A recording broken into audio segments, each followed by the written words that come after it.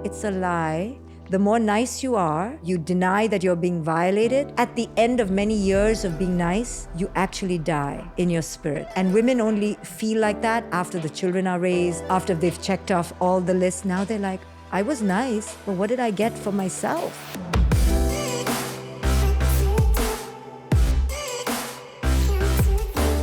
Hey everyone, welcome back to On Purpose, the #1 health podcast in the world. Thanks to each and every single one of you who come back every week to listen, learn, and grow. Now, you know that I am so deeply committed to wanting to serve and support each and every one of you. And today I'm getting to sit down with not only a dear friend, but a phenomenal author who's written a brand new book that is going to help you on your personal path to power. Her name is Dr. Shefali, and her new book is called A Radical Awakening: Turn Pain into Power, Embrace Your Truth, and Live Free. Dr. Shefali, welcome to On Purpose. Thank you, Jay. And I'm so excited to be back with you. Thank you for coming in person. I'm so grateful. Of course, I couldn't miss the opportunity. No, like we've been friends for 5 years now. So the first time we met was when we tweeted each other. And I remember we were both like, this person looks like me. And we were messaging away. And then when me, you, and my wife are together, people are like, goodness. what's going on here? I know. Unfortunately, they always call me your aunt. And No, they like, don't. How is your nephew, Jay? And I go... No, they don't. No, they don't. But honestly, you were one of the first people to ever reach out to me when I first started my journey and helped me so much, supported me so much, encouraged me so much. And I just saw you, writing 3 New York Times best-selling books. You're Oprah's favorite parenting expert. I mean, just so many great accomplishments. And today we're talking about your new book. And you've been sharing with me a little bit. And with my research, we've been talking about how this is dedicated to women. Yes. To find their power. Yeah. Tell me about why this was the right book right now. Well, not only because it was the emblem of my own personal finding of power, but we women, and not to denigrate men, but we really are the container, the nurturing emblem for our children. And because we primarily raise our children, we're the connectors, we are the nurturers of the earth. We carry the feminine principles so strongly within us that if we are subjugated, as we are today in the toxic patriarchy that we live in, then there is no hope for our planet. So I wrote this book to awaken us women, to ignite our own sovereignty so that when we step into it, the earth can heal. I love this already because there's a few things that come to mind. And I know you beautifully weave together Eastern principles and, you're a therapist and modern psychology and science. Tell me a bit about how do you think women's power has been dampened and weakened over time? And what have we lost as a society because of that? Oh my goodness. So I imagine that pre-recorded history, women held a more powerful pedestalized place. So this is my fantasy of that time. However, since recorded history, especially since the last 10,000 years of the agricultural revolution and then the industrial revolution and our modern digitized technological revolution, with each passing of era, if you notice, sociologically, we have moved away from the earth, so to speak. And you can see now we're living in a virtual reality. What does that mean? Our intimacy within the tribe, within the community, within the shared space of the earth, other species, and us, that connection is being severed. We are so far removed now from real reality. I mean, we literally can see reality in a helmet. We don't have to go there. What do we lose with each pivotal turn away from these connections? We lose our connection to ourselves. With each movement away from the earth, our mother, we move away just like a child grows up without its mothering. So in the same way, a child who's brought up in an orphan is disconnected from its mothering, we as a humanity are moving away from our mothering, right? I mean, it's clear. We have damaged the earth. We have destroyed the planet. So with this movement away into masculinity, now masculinity is beautiful. I talk about how we women who are so embedded in our feminine need to embrace the masculine. But when the masculine becomes extreme, as we are right now in a toxic masculinity, what happens is that we force the beautiful feminine into a toxic femininity. So we are at extreme polarities. And through Eastern meditation, dualism is a curse. So we're living in a polarized world, in a dualistic world, and we've cut women from their power because it's a toxically masculine world, which doesn't favor the feminine. And we women are in our feminine. So in a very microscopic level, let's just bring it down to my family, my child, what happens in the home. We women are taught to relinquish our inner voice. So within the patriarchy of the culture, there's another patriarchy, which is in the parenting, which is what I talk about, right? Parenting is patriarchal, hierarchical, dogmatic, and linear. So just between parent and child, even mother and daughter, there is a denigration of the daughter's spirit, even by the mother, because she is subsumed in the bigger patriarchy. So this linearity and hierarchy is toxic. So I've been talking about conscious parenting as a whole being subjugating of children. Now take that and put it within a toxic patriarchy. The girl child in particular, the daughter, is really now at the bottom of the totem pole. Yeah. Then the girl child of color is even at the, so we are living in a very stratified culture, and it all goes down and affects me in my daily life. Yeah. So even me, educated, PhD, I was being swallowed in my own lostness. So that's when I woke up in my 40s, no earlier, to realize that if I am lost to my own inner knowing and I'm laying vanquished to my own power, what must it be like for others? And that's why I wrote this book. Each one of my books is really ignited by my own journey, as I'm sure yours is, because until I feel it and until I've lived it, I can't teach it. Yeah. So I really uncovered my own lostness to find my foundness.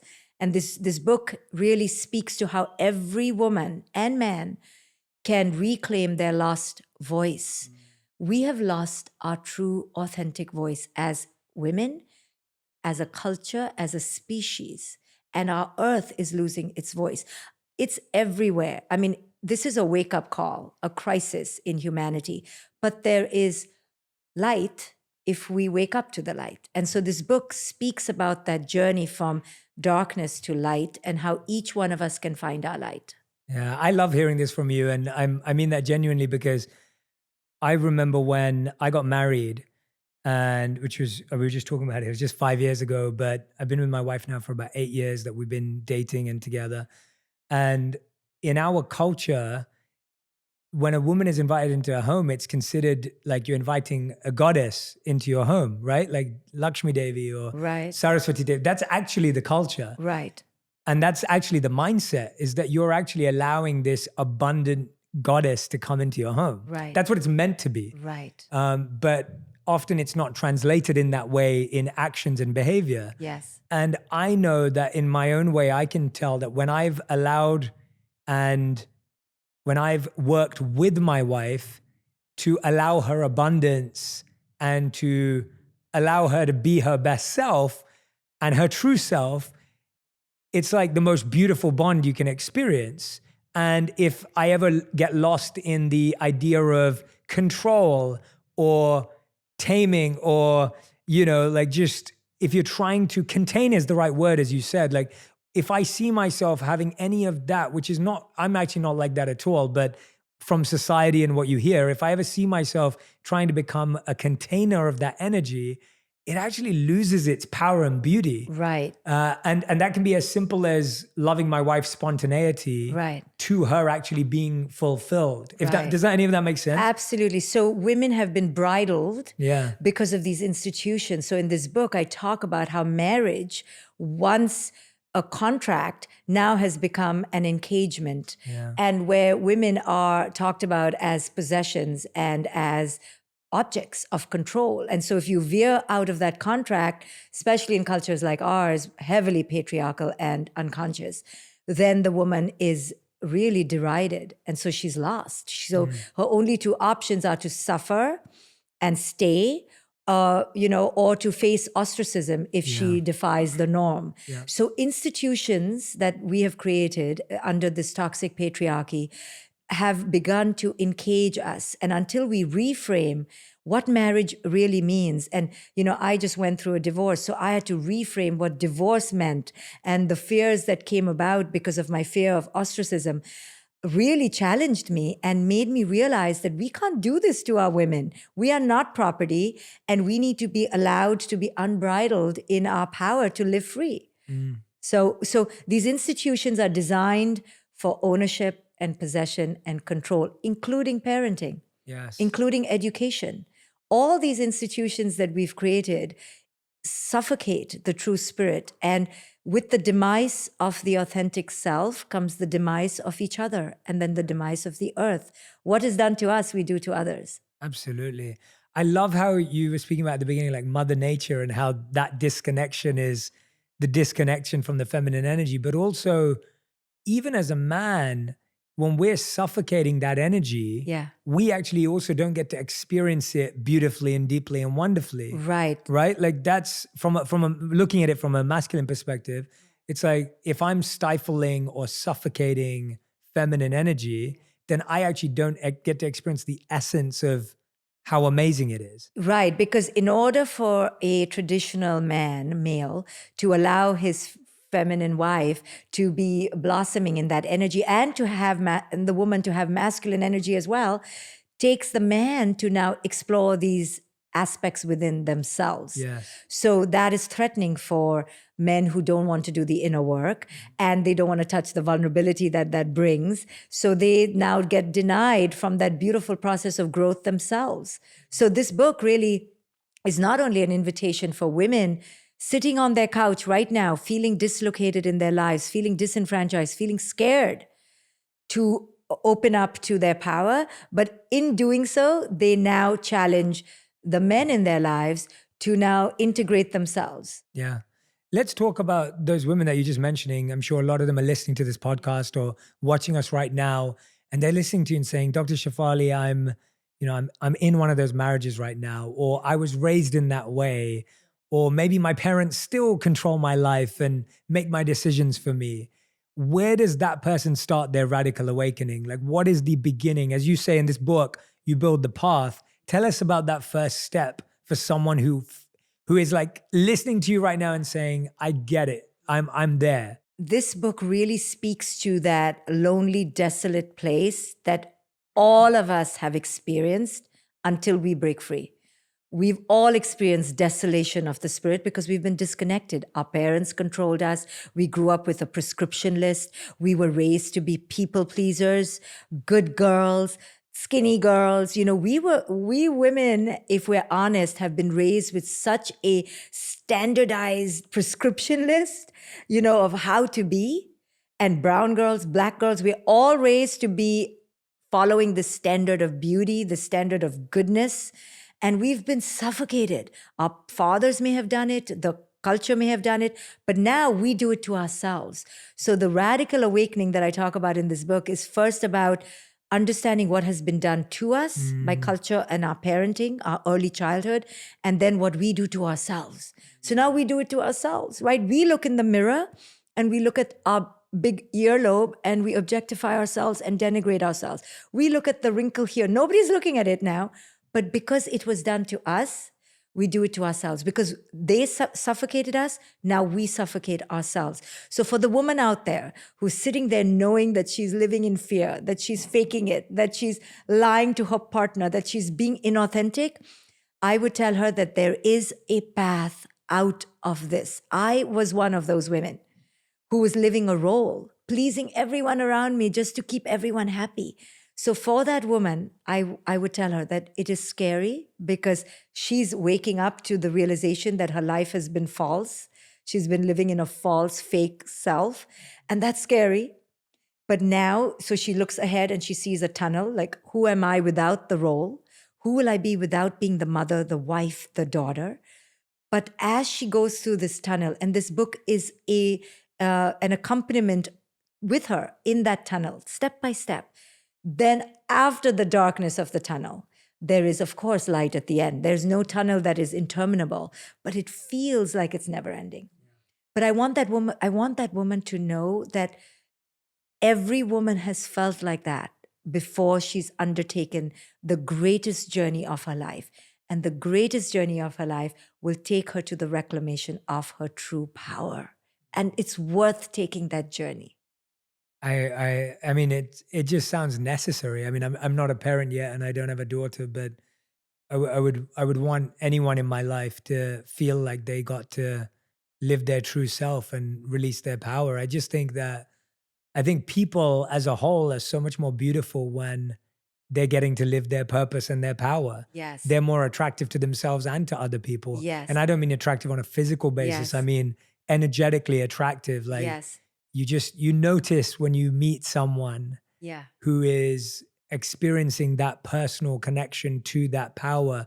And if you feel comfortable sharing, when you were going through the divorce and feeling ostracized, like, or experiencing that, what was the hardest part about that? You know, Jay, you and I growing up in India in particular, which has facets of the extremes of toxic patriarchy, know better than anyone what pressure women have to keep the home happy and safe and protected, and keep it away from the judgment of others. We are raised to not air our dirty laundry, so to speak. So having been conditioned, and every woman in some way or the other is conditioned to bear the onus of keeping it all together, of connecting, of keeping the family safe and happy. So when a woman dares, like I dared in my imagination, to step out of convention, to break the mold, to step out of the box of my 25-year-old relationship, the first and immediate fear is, of course, how will I be loved? How will I be validated? Will I be ostracized? What will other people say? Because we've been conditioned to be tethered to the opinions of others. So the first thing that comes up when you want to be yourself is the battle between yourself and others. Who am I for others versus who am I for myself? This is the eternal conflict. This is why we don't make big monumental decisions in our lives with courage, because we're always weighing what other people will think and how they will feel versus following our own voice. So how do we negotiate this conflict with compassion, with consciousness? So that was my second challenge. Okay, I don't want to do this with anger and unconsciousness. I want to be able to own my own sovereignty with right and might, but with compassion. So it took me 2 years to negotiate this. We don't want to be impulsive and reactive. We want to process. So I wanted to process, why was I playing a role for so long? What was the purpose of my role? So my role in my life was to be the savior, to be the ultimate, good girl, to follow the way. And in that, I lost myself. It was not anyone's fault on the outside. It was not even my fault. It was just my conditioning. So women out there should not blame themselves or shame themselves or blame their partners. This is about the awakening of the self. So you have to go through this period of living asleep to wake up.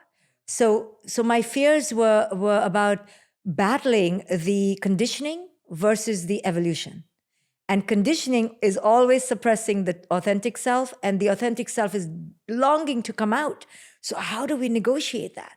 So it took me 2 years of arduous inner work, because I loved everyone in my system, in my old system. I didn't want to just discard them.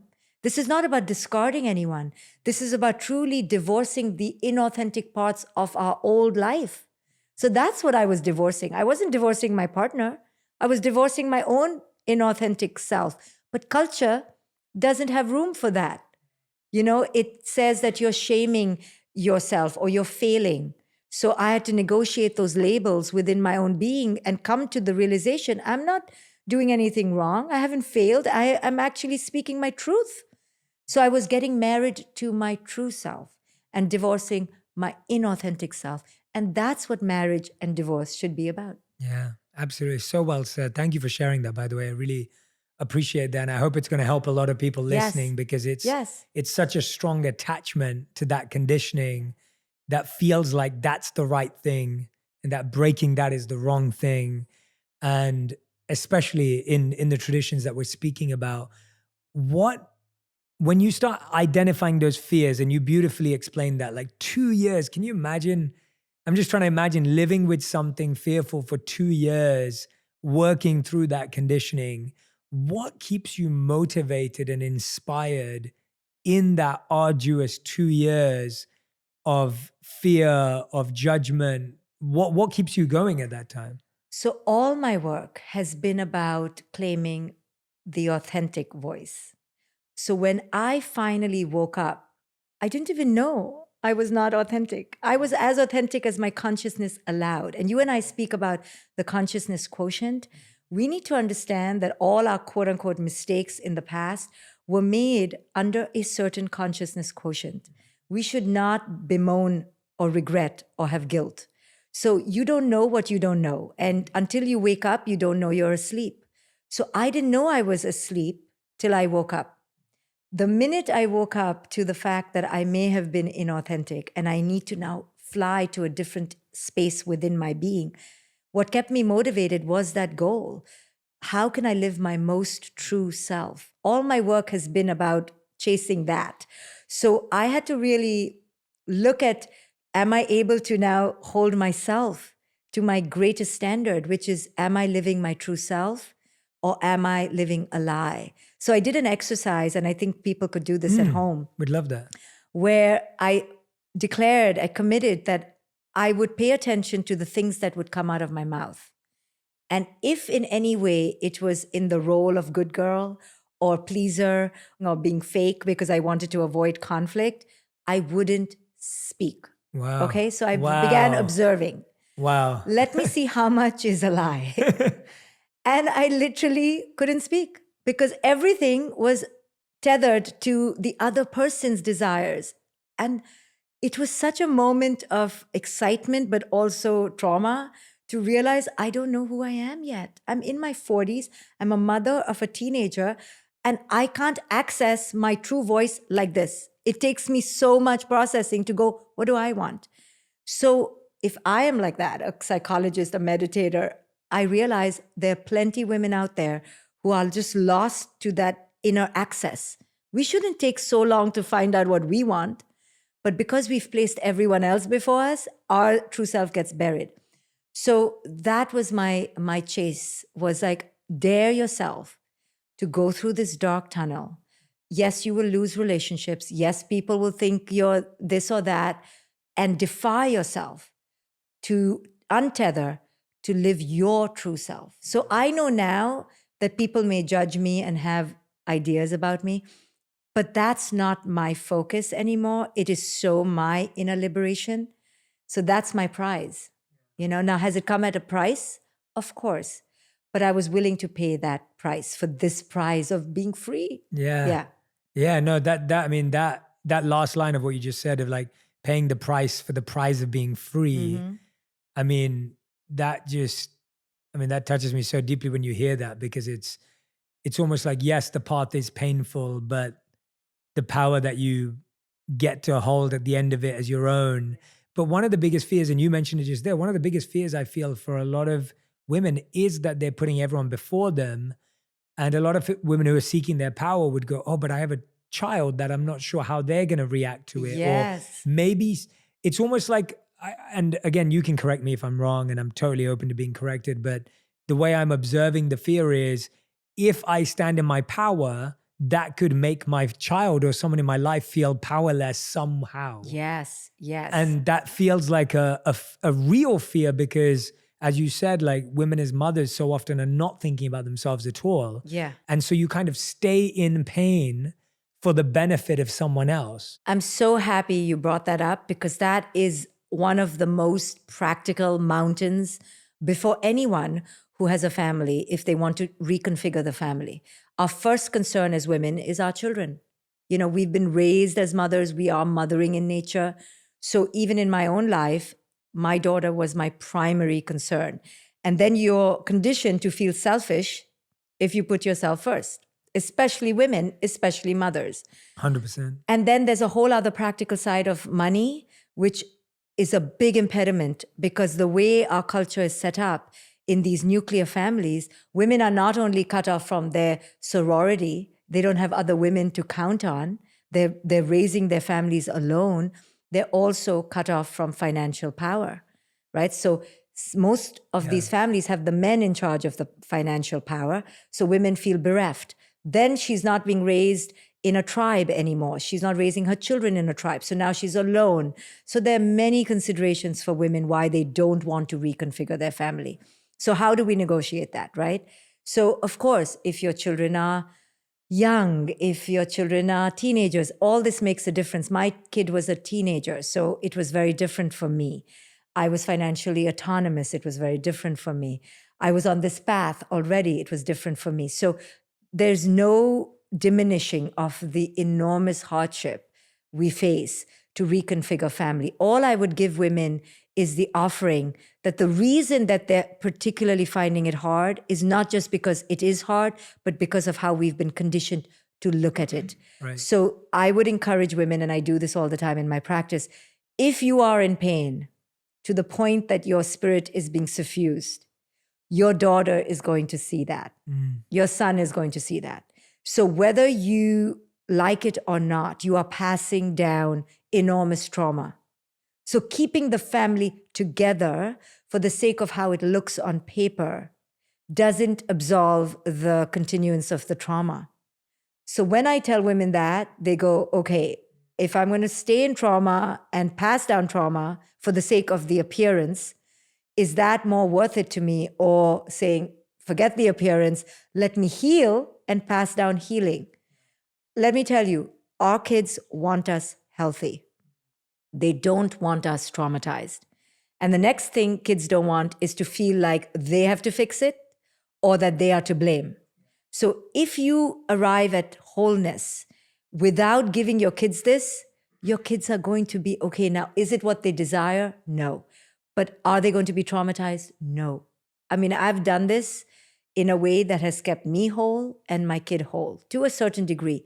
And then I can teach my kid, the only reason you're feeling broken is because culture tells you you're broken. You're not broken. The family is reconfigured. The family has shape-shifted. That's a good thing. That's a healthy move towards our greater selves. How is this a bad thing? So then I get an opportunity to teach her how culture has pressurized us women to stay within these institutions out of shame. And we don't want to live like that. So it's a wonderful opportunity, but the woman has to come into that realization of power. Yeah. Yeah, I loved what you said there because in essence, what you're saying is you can keep your family together, but you're actually tearing your children apart. Yes. Right? It's like because you're passing on that trauma. Right. And that trauma of keeping a family together Yes. can actually create more trauma. But that's the thing, right? It's like a lot of people would hear that and they'll say, okay, Dr. Shefali, I won't let my kid know that I'm feeling anything. Yes. Because they won't see it. But Yes. kids do see that. They can tell. Right. But I tell women who are really on the fence that it's not the time. Right. This is not about feeling the slightest unhappiness and bolting. This is not about blaming the other person. This is about truly understanding our own co-creation in this. If you bash the other person, that breaks your kid, whether you're in a marriage or you're not in a marriage. Wow. If you act in brokenness, either hidden or explicit, that breaks your kid. So when women are trying to negotiate and barter, I can handle it, that means they're not ready. So that means they need to sit in the stew longer. I stayed in it for a long time. There's no rush. This is about the evolution of the authentic self. There's no timeline. It doesn't look a certain way. And it's never about the other person. This is something I really need people to understand as they radically awaken, that they need to take ownership for their co-creation, because then, this is like what Gandhi did in India. He told Indians to take ownership of their own power, make your own clothes, make your own sugar and salt. Don't rely on the British Empire. That's how he emboldened the vanquished to stand up. So the oppressed can never blame the oppressor. Right. There is no such thing at the end of the day. There's physical oppression, but all mental oppression has to be looked at by the one who's feeling mentally oppressed. So women need to first ask themselves, am I still blaming the other? Wow. If they are, it's not the time to divorce. Wow. Because they're going to carry that victimhood into the next relationship.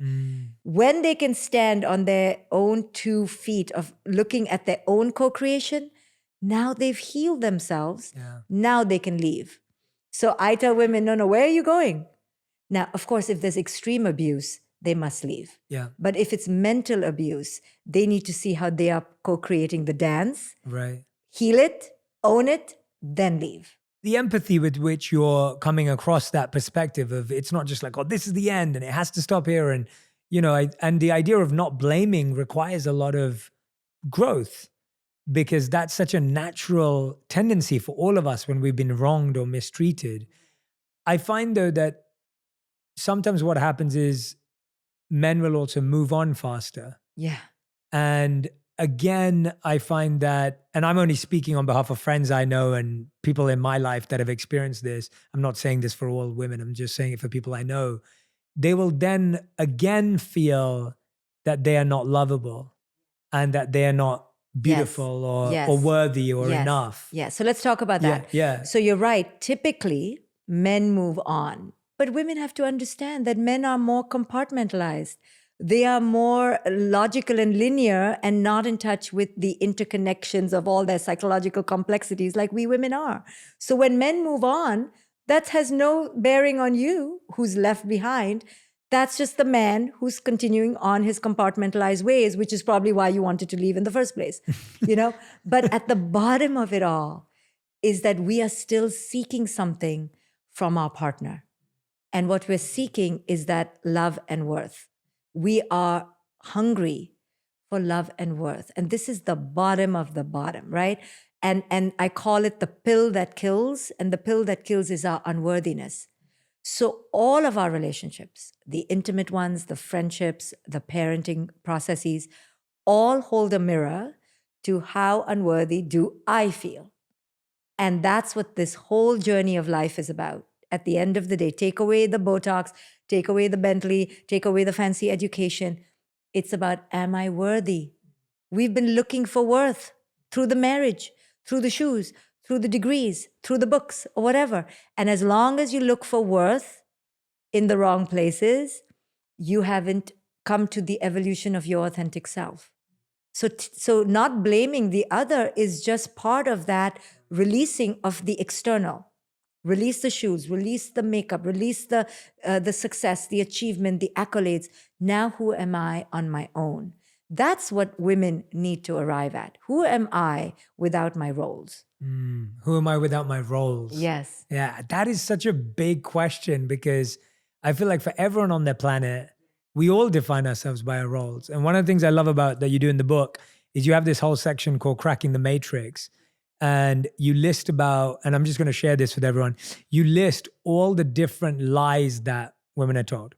And so here you have multiple chapters: lies about love, lies about marriage and divorce, lies about our sexuality, lies about motherhood, lies about beauty and youth, and lies about niceness. I wanted to go through some of the lies because I think that it's fascinating, because I think half the thing is being aware of the lie. Yeah. And most people don't even know that they're being lied to. Exactly. So when it comes to, I would love to hear, let's start with lies about beauty and youth. Oh my goodness. Because it's the biggest. I feel that's one that our generation, my generation, the social media, Instagram generation experiences the most. What are the lies about beauty and youth? That we need to be beautiful in a particular way, and we need to be eternally young. And let me tell you, culture has done a number on us, but who does a number more on ourselves than ourselves? We excoriate ourselves. We whip ourselves. You don't know what we women do when we look in the mirror. You have no idea as a man. I agree. I definitely don't know. Yeah, you just show up. And the things that go on in the dressing room, that is the female side of the stage, in our talks, you should see what's happening in the female side. Wow. Now, who's doing that to us, right? We have done this to ourselves. And I get it, because it was done to us. we were looked, and we are objects of great beauty and desire, but we don't want to be objectified. And now we've internalized the objectification. So what was our nature? All females are the ones that the males run after in the animal kingdom, right? Because the males want to spread their sperm. Part of nature. It's part of our biology. But what culture has done to us now is that it's told us we can only be desirable if we look a certain way. And it is a whiteified standard of beauty. It's changing now. But for the most part, when you and I were growing up, in India, the most famous cream was called Fair and Lovely. Yeah. Fair meaning white, okay? Yeah. Like they use the word fair for white. Yeah. So it's so heavily laden with whiteism and patriarchy that we women are now oppressed by this idea of beauty. So how do we break out of it, right? It takes all of us to not wear makeup. It takes all of us, and we're not only now wearing makeup. I mean, makeup is the most mild thing we do. Now we're altering our faces. We're disguising our buttocks. We're, taking the saggy jaw. We are out of control. 20-year-olds are going to Botox clinics. So now with every passing decade, the standards are becoming more animatronics, more perfect and tweaked and curated. And the more the technology, the more the subjugation. So we women have to rise together, and all of us have to agree, because that one woman who ruins it for us, like we've all decided to wear jeans and then she wears her stilettos. Now she messes it up for the rest of us, right? We went for the school drop-off in pajamas, but then that woman wears her, hair all made up. Now she makes us feel bad because we feel bad. We women now compete with each other. And each time we compete with each other and up the other, oh, you just got your breasts, I'm going to get my butt. And then I'm going to get my underarm. And then I'm going to get my ears. Each time we do that, we don't realize, not only do we not stand together as sisters, we genuflect on our knees to the patriarchy. We've given you men so much power by competing with each other. We need to make men in general, and I talk heterosexual, used to the idea that we are going to grow old, we have wrinkles, we sag, and we're not perfect. The more we feed into the idea of perfection, we feed into patriarchy. Because who suffers in front of the mirror? We do. Who gains? You do. The men do. So in our own way, by oppressing ourselves under insane ideas of perfectionism, we give our power to the patriarchy that we complain about. But listen, it takes a lot of courage. I'm talking a lot, but I wanted to make sure my hair was okay. I wanted to make sure I looked all, fabulous. So I fall into it myself. I'm not going to pretend I am not falling into it. I'm going to watch it though. I'm going to watch how far I go. I have ideas about I can wipe away all my wrinkles. Let's do it. But I watch it. I don't indulge in it. I watch how that voice is my internal oppressor. And then I talk to that voice and I go, no, a few wrinkles is good. It's good.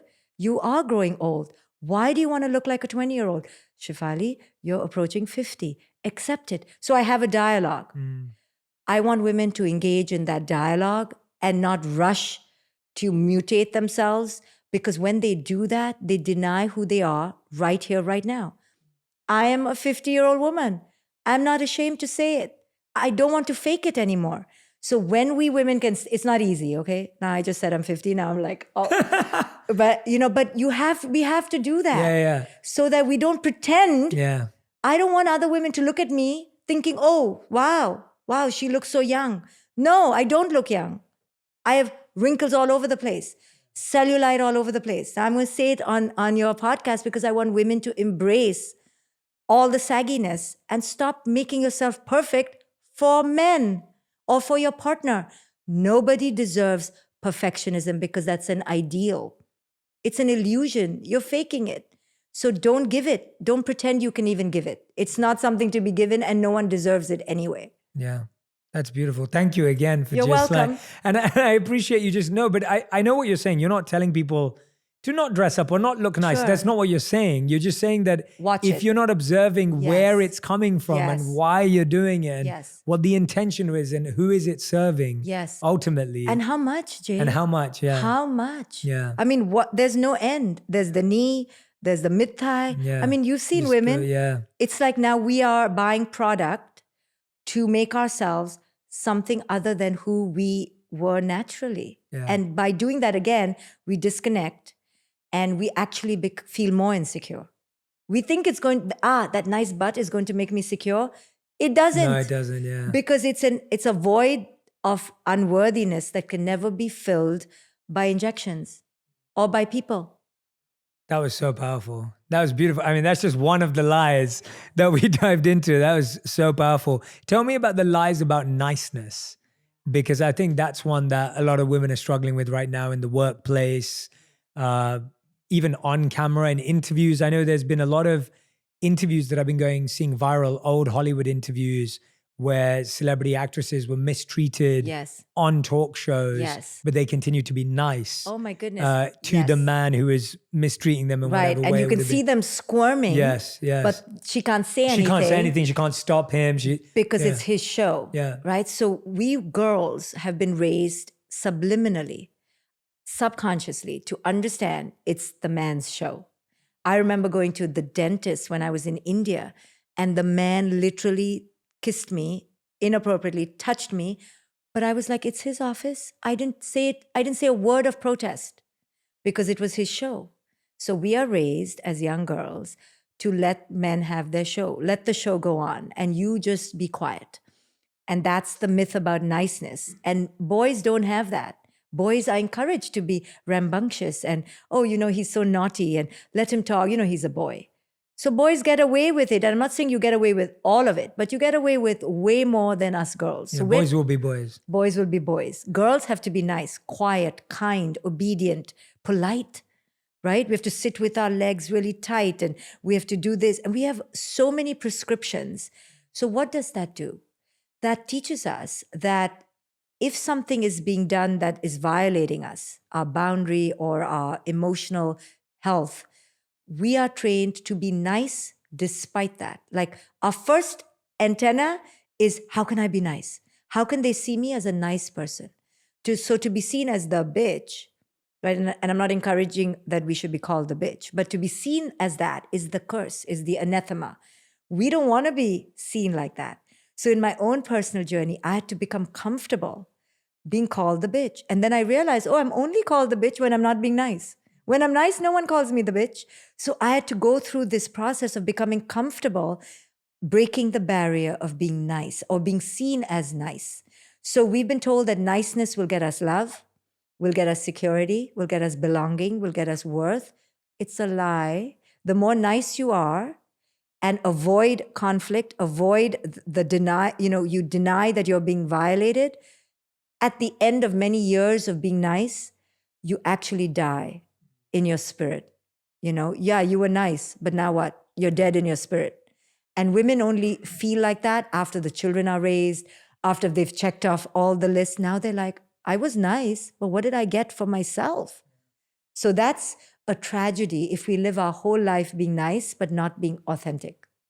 I love that. These are beautiful. I hope everyone who's listening and watching is hearing this and just realizing how much of this is so deeply ingrained. I know I'm listening to it and I catch myself doing it all the time. I think for me, because I was raised primarily by my mom and I have a younger sister, I was exposed to their experience of this as much as I could be without being a woman myself.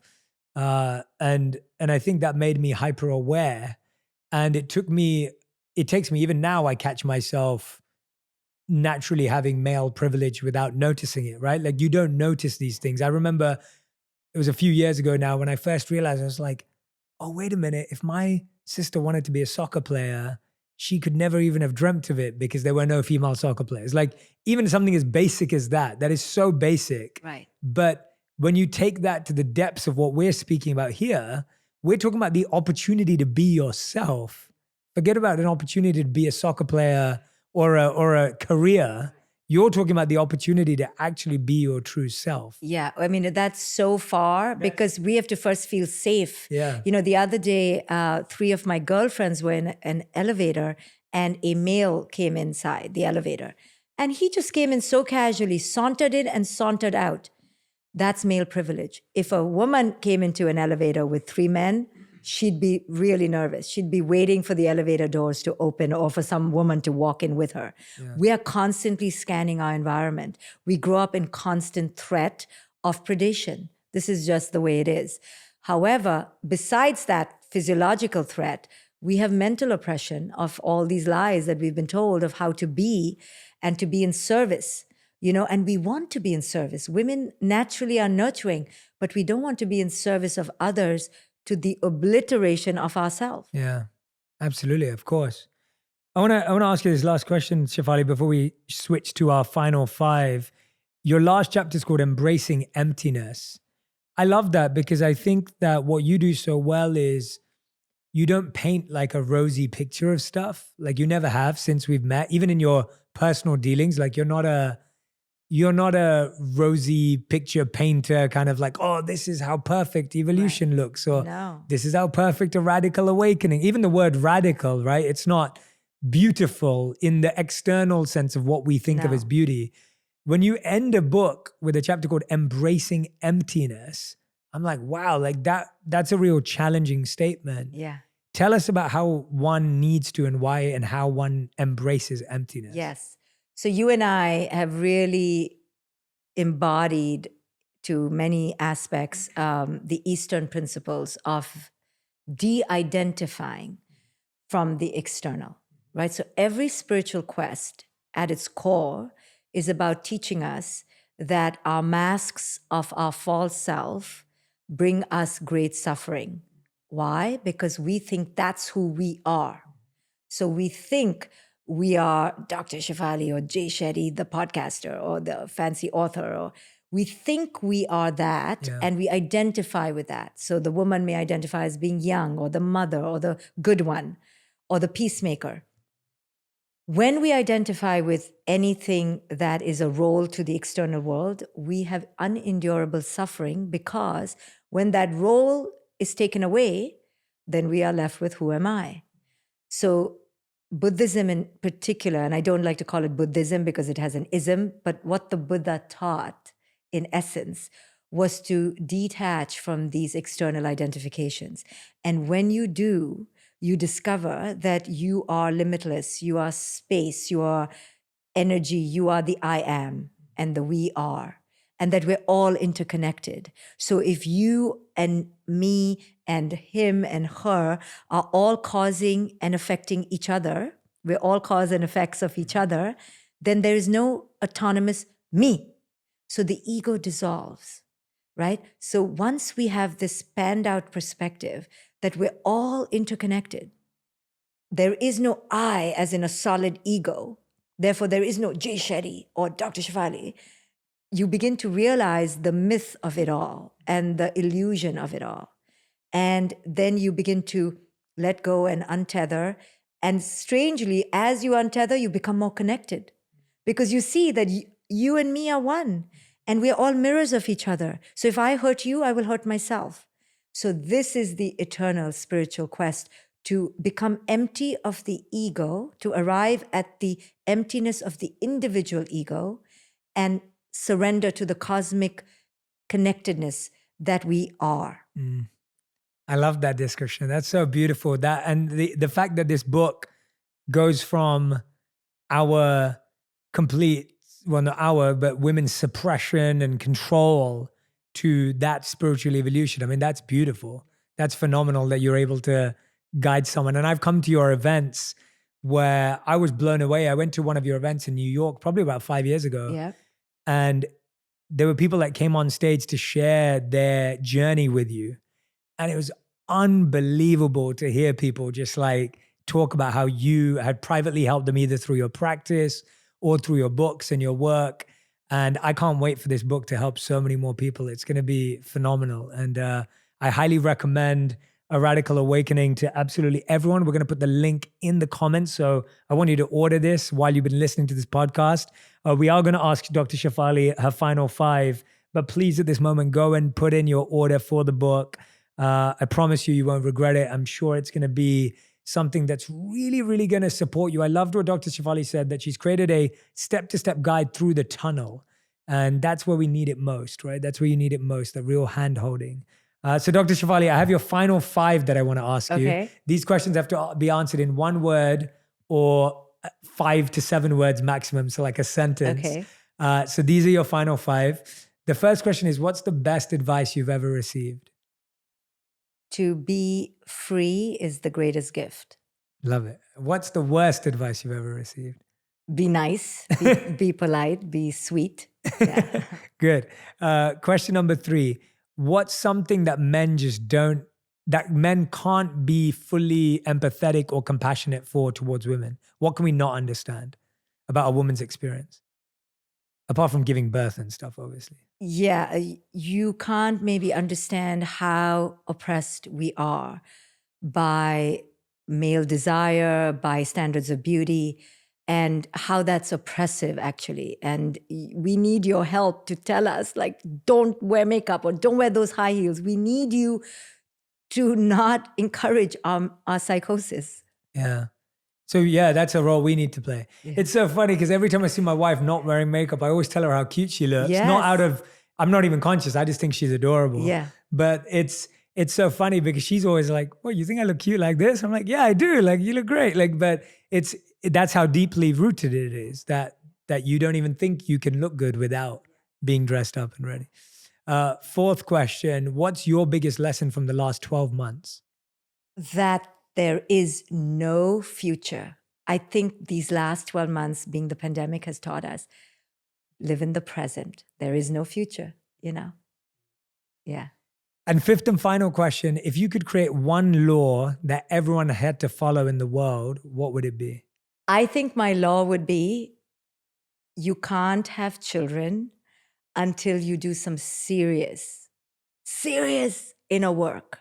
Wow. And yeah, if you're too old, you can't have children. Wow. You adopt. Wow. That is a challenging law.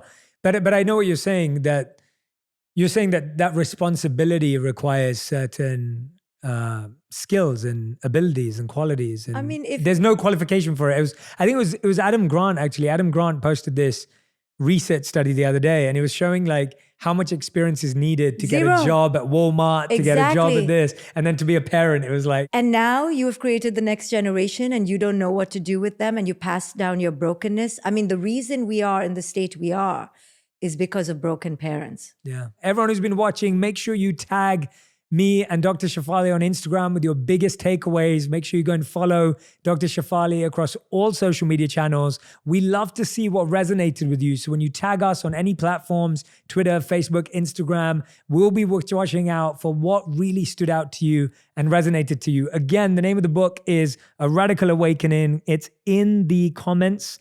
Turn pain into power, embrace your truth, and live free. Dr. Shefali, thank you so much. Thank you for having me. Thank you. That was beautiful. Book Think Like a Monk from thinklikeamonkbook.com. Check below in the description to make sure you order today.